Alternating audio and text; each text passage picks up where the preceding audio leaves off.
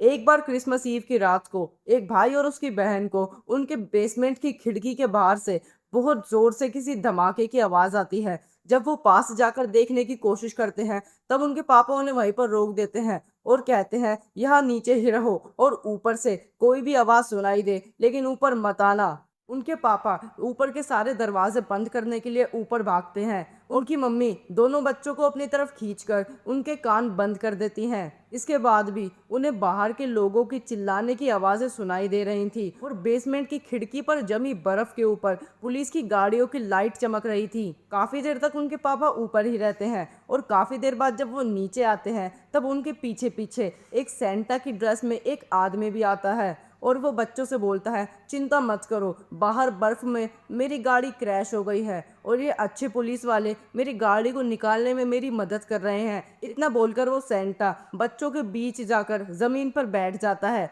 और अपने झोले में से कुछ गिफ्ट्स निकालकर बच्चों को देता है।